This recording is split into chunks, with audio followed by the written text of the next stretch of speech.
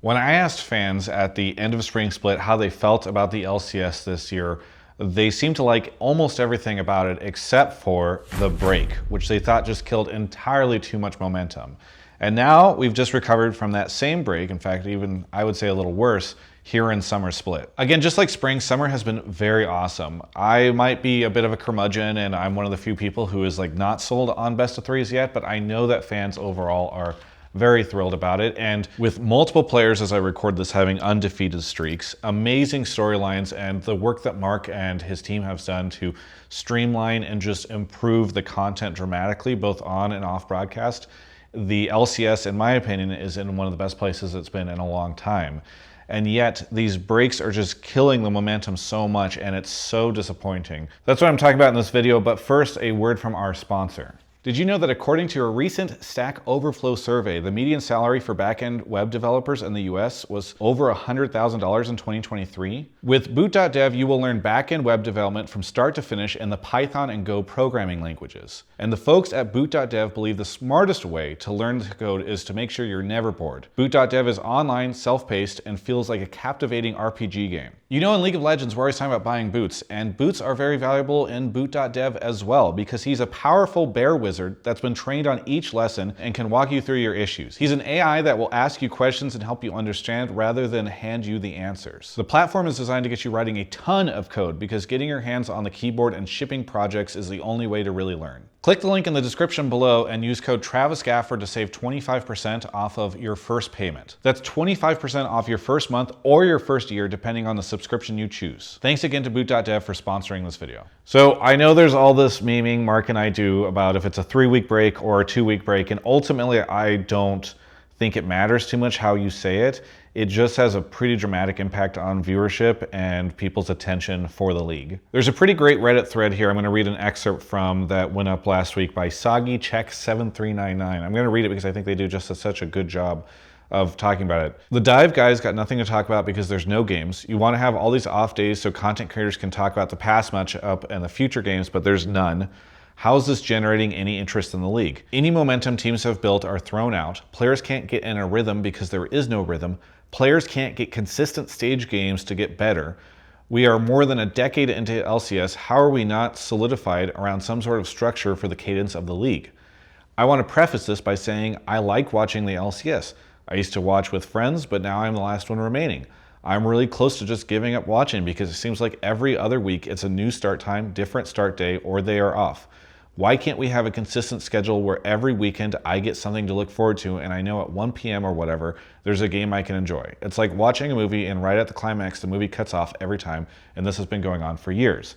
And I think that's completely reasonable. There are so many casual fans, and hardcore fans, by the way, who just want to be like, okay, cool, I'm at home, I'm gonna clean, or I'm gonna do some work, or I'm gonna take a break on the couch and watch some games, and it must be so frustrating for them to not know when this is going to be on or when it's off, because the times are constantly changing.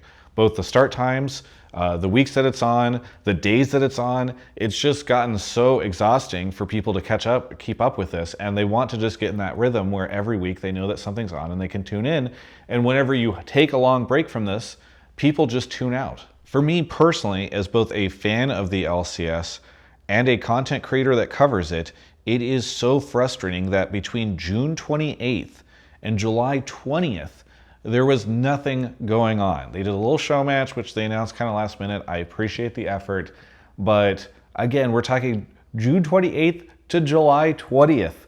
I don't care if you call it a 2-week break or 3-week break, whatever. This is like a huge amount of time. And part of the reason I'm making this video is, yes, selfishly, I have seen that reflected in my content. Hotline League after the break has been hit pretty hard, and for a little bit I was like, oh gosh, is this me? Am I doing something wrong? Are these episodes not good? But then I went and looked at the dive, which is on the LCS channel, and it has also taken a bit of a hit. And so it just feels like you can see that reflected in the numbers in the shoulder content around the league. By the way, it is not just this additional third-party content or extra LCS content that's affected, it's also the viewership of the league. Let's take a look at week 3 of the LCS right before it went on break. All right, and here's week 4 right next to it. This is using Sully data for the main Twitch stream, which is, I think, the best source that I've been able to find for week 3 and week 4. And you might be looking at this and saying to yourself, Travis, it's actually not that big of a drop. There's actually nothing. But wait, you forgot that week 3 was a Thursday and Friday, which had a giant drop. Let's take a look at week 1 and week 2, and you'll see the huge impact. The fact that we brought it back to a Saturday and Sunday, which does have better viewership, despite what Riot was saying last year, and we actually ended up with the same viewership we had when it was on a Thursday or Friday, and you've seen this massive drop from week 1 and week 2, you can just see how impactful this is. And it's so aggravating because Mark and his team and so many people have done such a good job of improving this league, and we just have these incredible consistency issues that ruin the momentum and put us in such a tough place. And the good news is that it's over in one sense, right? Spring split break is over, summer split break is over. We've taken the hit. And so in one sense, it's like, okay, Travis, why complain? Like, we just now need to get back into a place where we're recovering from this. But now is the time in which they are building out the schedule for next year. And I know why these breaks happened. I understand that it's a combination of them needing to not be in the closet as much whenever Valorant has the stage, and also because Riot needs to take a vacation in the beginning of July, which, by the way, they used to do, and LCS just continued through it. But now they've decided, like, oh no, we've got a vacation, we have got to do this, which would also allow them to go do the Esports World Cup bullshit.